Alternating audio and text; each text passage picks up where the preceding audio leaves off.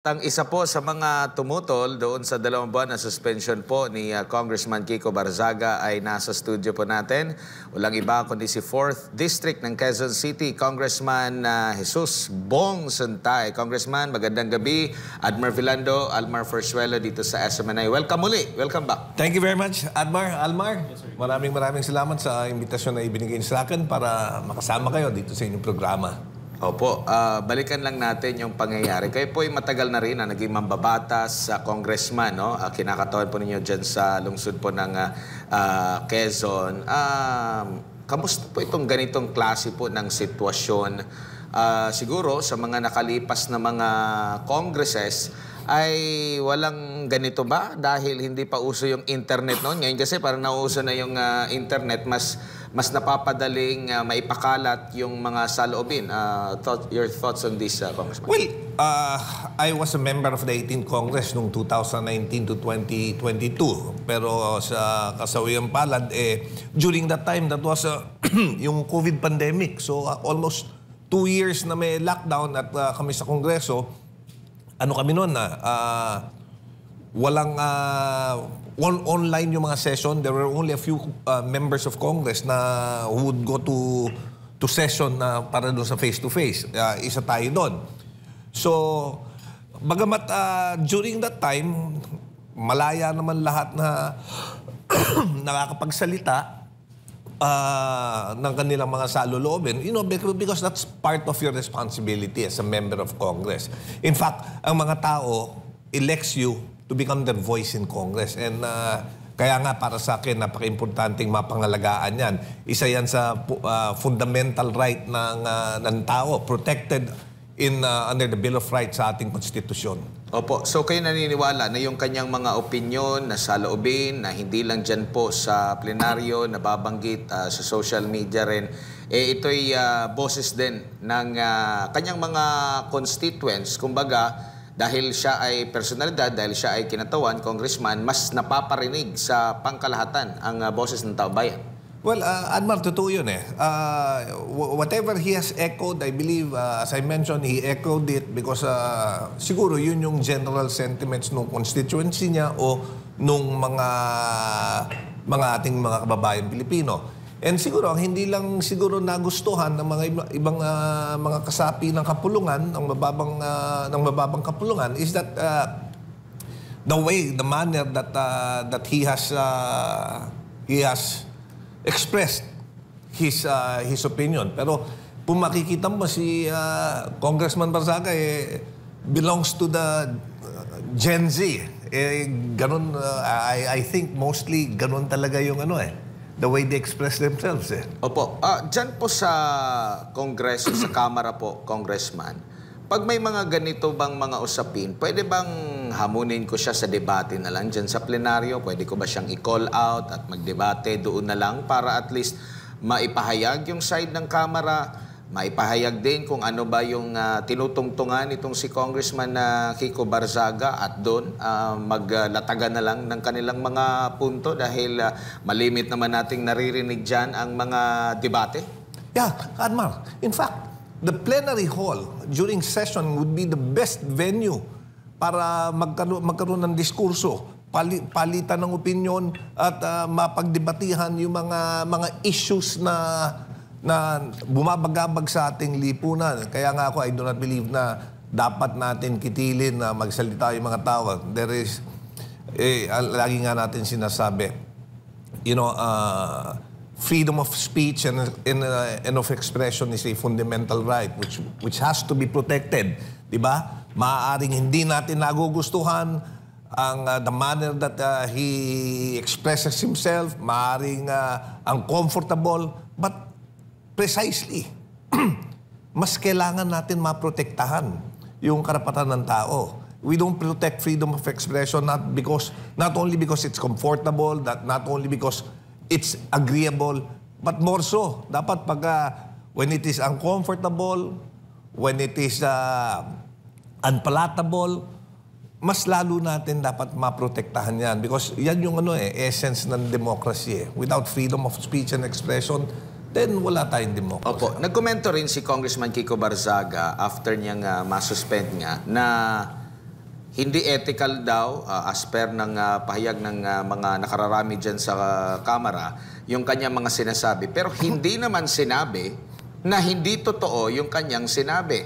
Para sa inyo po, ano po yung unethical? Unethical ba yung nagsisinungaling? Unethical ba yung nagsasabi ng totoo? Alin po yung ethical doon? Parang ito rin yung sentro ng debate din ngayon, Congressman. Well, alam mo, yan nga yung nakakalito Dahil ang sinasabi, ang naging basis raw ng desisyon ng Ethics Committee ay yung mga several postings na nilabas ni Representative Barzaga sa kanyang social media page. Some of it, yung mga picture niya, mga litrato niya nung na merong... Bago pa ata siya naging congressman. may kasamang bae or yung pera, may hawak-hawak na pera. But those pictures were postings, and those postings were before he became a member of Congress. Now, kung yun yung dahilan, then palagay ko it was not dahil hindi pa siya congressman nung mga panahon na yon, then I don't think that it should matter now. What matters is kung ano yung mga pinopost niya ngayong member na siya ng Congress. But nakikita ko rin when you express displeasure o meron kang hindi nagugustuhan o meron kang ine-echo na sentimento ng iyong mga nasasakupan, I don't think that that is uncalled for. Alam mo, freedom of expression, while hindi yan hindi absolute, meron tayong it is still protected unless may test yan yung freedom of speech and expression yung test niyan yung parang clear and present danger. Yung sinasabi mo ba, would it incite people to take action, a negative action? Then that would be the time to stop it. Pero kung hindi naman, then I think dapat malaya natin, hayaan, lalong-lalo na mga miyembro ng Kongreso to be able to express themselves. Because yung gobyerno natin, gaganda lang ang pagpapatakbo niyan kung hindi lang ang positibo ang nilalabas, pati yung negatibo. Kasi once we admit na may mga problema, then magagawa natin ng solusyon. Pero kung ayaw nating harapin na may problema, paano tayo makakagawa ng solusyon? Opo. Isa rin din sa mga lumalabas na istorya po, Congressman, napansin din na, di ko alam kung sa bihirang pagkakataon ba, marami po yung present during that time. So, kumbaga, ibig sabihin ba nito, priority ng Kamara itong issue na ito, and at the same time, meron pa doong issue na ang last na nagkaroon ng maraming attendance ang mga kongresista dyan is yung pag-aproba ninyo sa budget. Pero naalala ko rin na meron din pinost sa social media si Congressman Kiko Barzaga na pinapakita niya yung gallery na bakanting-bakante during sa mga budget deliberation. Kaya ang sabi ng na-conclude ng mga, kung magbabasa ka sa mga komento, bakit nila ginawang priority ito pero during sa mga dapat trabaho nila, bakante yung gallery? Well, hindi naman all the time na walang tao doon sa ating session. But totoo, minsan hindi ganun karami. And nung naturang Lunes na yon, totoo rin naman na maraming pumasok. Because, in order to sanction or penalize a House member, kailangan mo ng 2/3 vote ng mga miyembro ng mababang kapulungan. Kaya siguro ang ginawa ng mga iba't ibang partido sa mababang kapulungan tinawagan yung kanilang membro to become present so that they could cast their vote. Opo. Nakikita niyo po bang minadali din yung proseso? Kasi meron ding kwento na yung committee report ay lumabas lang hapon ng Lunes. So kumbaga walang time na mabasahin talaga yung lahat ng mga laman sa report. Well, I must admit, I felt the same way na mabilis. Well, hindi ko criticize na mabilis yung desisyon dahil kung ganun ang magiging panuntunan natin, kailangan sa lahat ng mga ethics complaints na iahain ngayon sa Committee on Ethics, ganun rin kabilis dapat para mapakita na, hindi nagkaroon ng favoritism o hindi nagkaroon ng undue speed dun sa kaso ni Representative Barzaga. But kung ako tatanungin mo, kasi nagkaroon ng, while there were conciliatory meetings, final kasi ang ethics complaint against him around September 17, and then merong mga ibang mga hearings na tinawag na in-schedule para makapag-usap yung complainant with Congressman Barzaga para makita kung mag-aayos sila, hindi nakapag-ayos. Then, after nung September 17 filing at saka yung mga conciliatory hearings, nag-schedule naman ng adjudicatory hearing na. Lunes yon. Pero nung Lunes na yon, that was 2 Mondays ago, nag-attend nga ako noon eh. Si Congressman Barzaga was not present. May sulat siya asking to be excused dahil yung abogado raw niya was sick and he could not attend. So yung mga ibang miyembro ang gusto nga i-consider na winave niya yung kanyang karapatan to be able to cross-examine the witnesses presented against him. I manifested my opposition dahil sabi ko, tinanong ko kasi kung ilang beses na siyang naging absent. Ang sabi sa akin, unang pagkakataon pa lang siyang hindi pumasok. So sabi ko, I believe that we should follow procedural due process. Bigyan natin siya ng pagkakataon na ma-cross-examine yung mga witnesses which are being presented against him para naman ma-question rin niya. Pagkatapos nun, dun mag-come up with the decision. So eventually, yung members naman ng committee decided na, sige, pagbigyan siya. Lunes yon, they called for another hearing, which was Wednesday.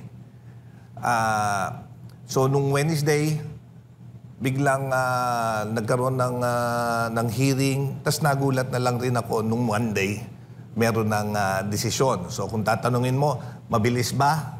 Mabilis. Kung tatanungin mo, anong implikasyon nito? Ang implikasyon nito, magiging negatibo yan kung sa kaso lang ni Congressman Barzaga, ganyan kabilis.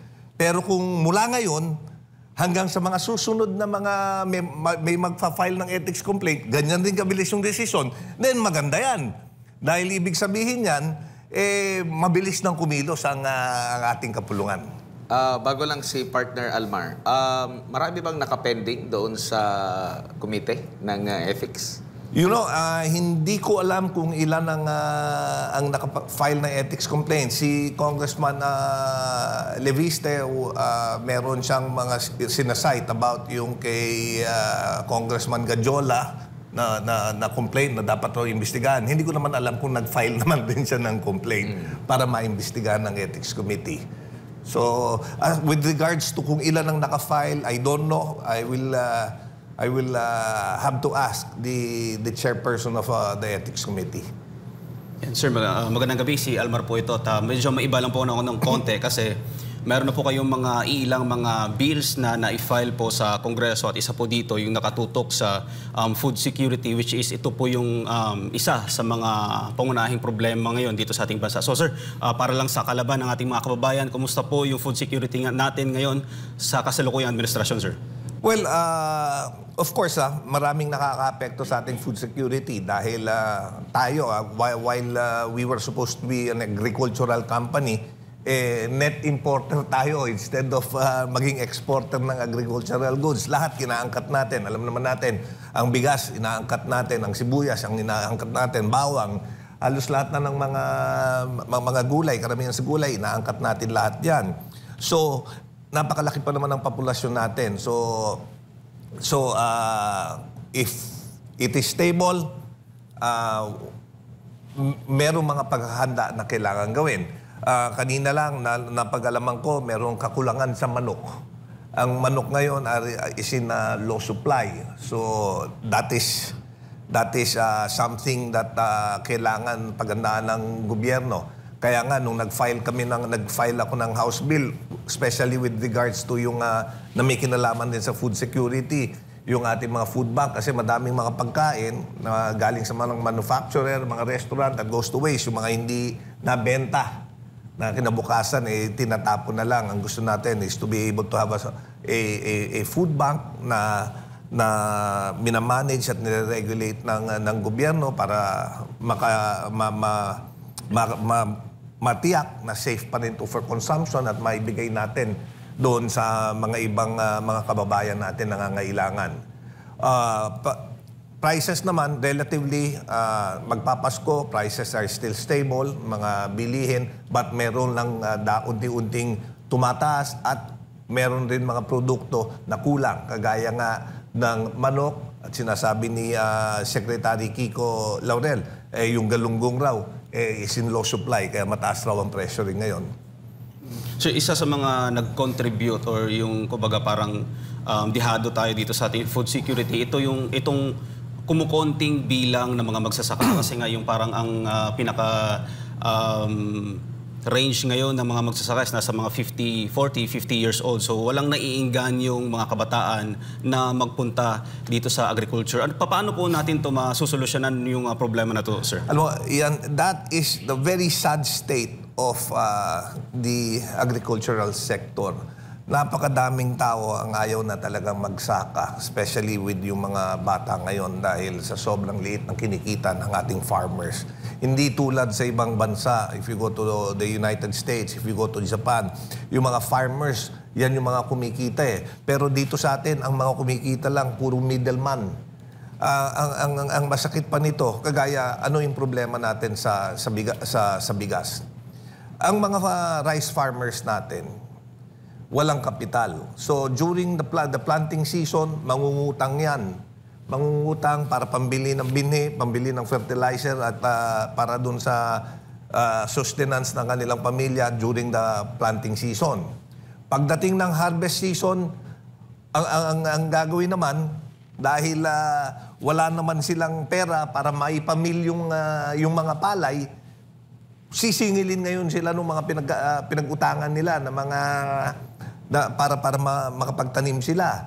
Yun yung mga traders usually, yun yung mga nangangapital eh. So babaratin ngayon yung mga palay. So walang kikitain yung farmers, tapos doon yung mga traders, sila yung magpapamil at sila yung magbebenta ng bigas at a higher price. Yan yung kaya nga lagi kong sinasabi, ang kailangan ng mga farmers natin, gaya ng mga rice farmers natin, rice mill, government should build more rice mills na nagagamit ng ating farmers. Subsidize na nila yung milling ng bigas para matanggal natin yung middleman. Kasi kawawa naman yung mga farmers natin. Ang ginagawang action lagi ng gobyerno natin, hindi, bibigyan natin ng ayuda. Pero ang kailangan nila is something that will sustain them eh. Let's help them. Kulang tayo ng cold storage na magagamit ng mga farmers na yun, para sa mga gulay nila. Kulang tayo ng mga rice mill. Dapat kung gusto talagang tulungan ng gobyerno, yung mga magsasaka natin, dapat dyan tayo mag-concentrate. Imbis na ang priority nagiging lagi na lang bigayan ng pera. Inaabot directly pero wala rin para sa akin, hindi rin talaga magiging kasagutan ng problema ng ating farmers. Sa tingin niyo po ba, sir, nagkulang din po ba tayo pagdating po sa pag-educate sa ating mga kabataan pagdating nga dito sa pagpasok dito sa farming? Dapat bang mas palakasin pa natin ang ating information dissemination pagdating po dito sa farming, sir? Not only with farming. Ako, sadly, ang napapansin ko, hindi lang kakulangan sa pag-educate ng ating kabataan with regards to farming, kakulangan sa edukasyon. Yan ang nagiging problema. Naalala ko dati-rate, our country, the Philippines, was the second most educated population in Asia. Pero ngayon, nasan tayo? Sa laylayan na tayo. Pangalawa na sa most uneducated yung mga Pilipino. Other countries, maraming bansa, kagaya ng Singapore, na wala naman natural resources, walang minahan. The only thing that they had was a good leader. A good leader that prioritized education dahil ang paniwala ni Lee Kuan Yew during that time. Pagka yung mga Singaporeans, mabigyan natin sila ng pagkakataon makapag-aral, they will be contributors to the growth of society. Magiging positive contributors sila. And true enough, gano'n nangyari.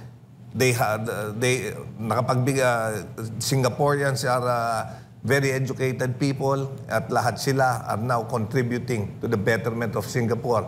They're the ones driving the economy of Singapore. Pero tayo, habang tumatagal, napabayaan natin yung edukasyon. Napakadaming probinsya, nahihirapan yung mga estudyante pumasok dahil malalayo yung eskwelahan. Di ba? Yung quality of education natin, imbis na tumaas yung kalidad, napag-iwanan na ng mga ibang bansa. That's why we are in the situation that we're in now.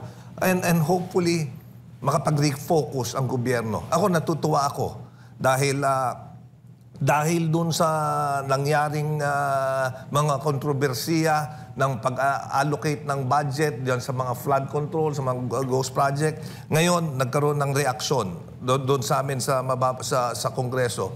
Let's focus more on education. Kung meron kayong gustong pagawa natin eskwelahan. Yung pera, i-budget natin, tasan natin yung sweldo ng mga teachers. Now, there is more focus in education. Nabanggit na ito ni Secretary Angara, I believe, nung nag-deliberation, dahil nagulat siya, mas malaki pa yung budget na ibinigay sa kanya ngayon kesa dun sa hiningi niya. And I just hope that this money, these new allocations, improved allocations for the DepEd would be used not only to build more school buildings, pero to enhance the quality of education by providing better pay to teachers, by retraining our teachers para naman magbenepisyo sa mga estudyante natin. Sir, nabanggit niyo po yung mga anomalya na nangyayari. Isa sa mga hinaing ngayon natin mga kababayan, yung kumbaga nawala yung tiwala ng ating mga kababayan sa Congress dahil nga dito sa nangyayaring korupsyon. Sa tingin niyo po ba, sir, meron pang pagkakataon, natitirang panahon, yung 20th Congress para po mabawi or makuha ulit yung tiwala nating mga kababayan, sir? Alam mo, Almar, we only have 2 years left dahil yung huling 6 months, barely 2 years, dahil alam naman natin, yung huling 6 months, kampanyahan na yan. Dito nga sa atin, yung last 1 year, kampanyahan na. But I believe si Speaker Bogie D is on the right track. Gusto niya ngayon ripasuhin yung imahen ng Kongreso. He's putting new people to become the face of Congress. He's I think setting the right direction. Nakikita ko siya lagi siyang umiikot among the congressman that always reminding everyone, "Hoy, focus tayo sa pagtulong sa mga tao. Balik tayo sa mandate natin na kung bakit tayo in-elect, yung matulungan natin yung mga Pilipino." Hopefully, everyone will heed that call na mag-focus muna sa serbisyo talaga. And we only have 2 years left. Now, pagdating dyan, paano babalik ang tiwala ng mga tao sa Kongreso? Kailangan may managot. Accountability, yan lang lagi kong sinasabi. If there is no accountability in government, then yung korupsyon, hindi matitigil yan. Ang mangyayari dyan, palaki lang ng palaki ang korupsyon dahil lang sasabihin, okay lang pala na magnakaw dahil wala naman walang makukulong. So, I believe ngayon din sa mababang kapulungan, sinabi na rin ni Speaker Bogie dyan that, he will not protect anyone and that he will work para magkaroon ng accountability. Kung sino may kasalanan, dapat yan panagutin dapat. And I hope we see that. Kaya nga, I'm very saddened dahil si Babe Singson, dating Secretary Babe Singson resigned from the ICI dahil, isa siya doon sa sa mga tao na may kredibilidad nawala si Magalong, si Mayor Magalong. Then I think that doesn't speak well kung ano yung nagiging direksyon. Ano yung masasabi mo, sir, doon sa mga nananawagan na i-abolish yung Congress? Well, alam mo, I don't think na hindi ko sinasabi ito dahil membro ako ng Congress. I think we still need Congress dahil to become the voices of people. Ang mga tao, alam mo, madalas, lagi ko rin sinasabi kahit sa mga constituents ko, lagi natin sinasabi na pag may problema, ang sinisisi natin, yung mga nasa tao sa gobyerno, yung mga politiko na nakaupo. Pero sino ba yung bumoboto sa politiko? Di ba yung mga tao rin? Then we also everyone has to act responsibly. elect qualified people. Sabi ko nga doon sa mga kadistrito ko, pagka ang inelect mo magnanakaw, bakit ka magugulat kung pag nagnakaw siya? Hindi ka dapat magulat dahil magnanakaw yung inelect mo eh. Di ba? But ako, I believe Congress has plays a big role in the democratic process in order para yung mga taon magkakaroon rin sila ng boses. But we have to elect the right people so that the voices of the people can be heard. Dapat ang mga binoboto nagtatrabaho talaga to become representatives of the people and not representatives of themselves. Hindi dapat pansariling interes ang nangingibabaw. Sadly, ang nangyayari kasi kadalasan sariling interes. Bakit nangyayari yon? Kasi nga walang accountability eh. Kung merong accountability, matatakot ang mga taong magnakaw. Kung may makukulong, then matatakot sila dahil meron palang penalty. Dapat nga, yung pagdesisyon dyan, kasing bilis ng desisyon na ipinataw kay Congressman Kiko Barsaga. Dapat ganun rin kabilis. Palagay ko, kung ganun kabilis yung mga sentensyang lumalabas, makikita natin, mababawasan yung mga nagnanakaw.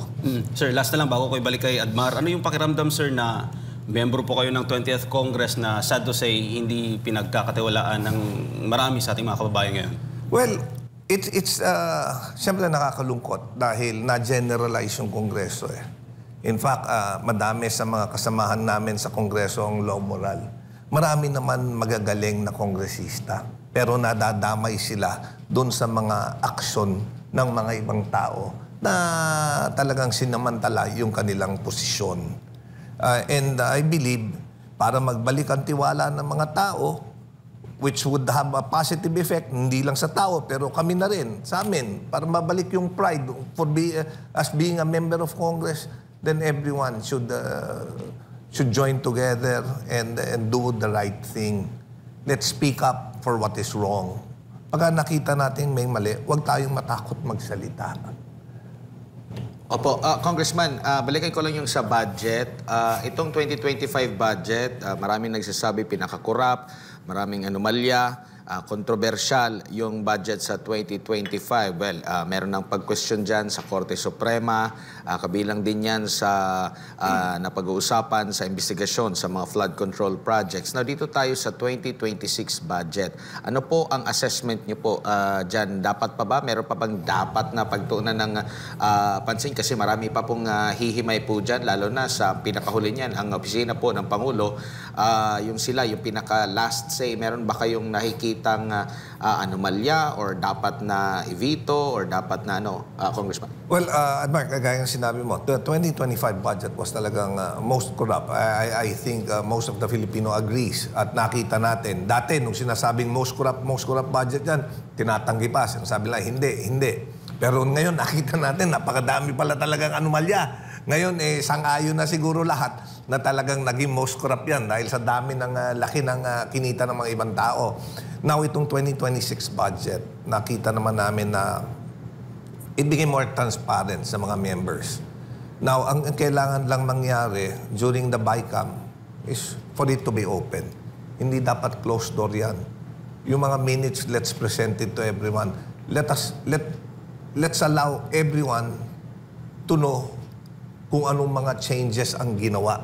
Dahil alam mo, yung plenary debates namin during the budget hearing, that was open eh.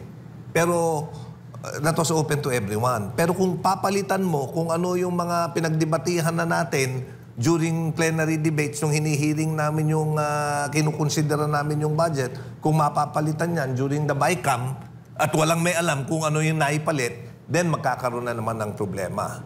So I believe naman, I think everyone has learned, even both houses, both House of Representatives and Senate, I think they learned from the mistakes of the past, and I feel na this time the BICAM would be more open because it has to be open so that we can regain the people's trust.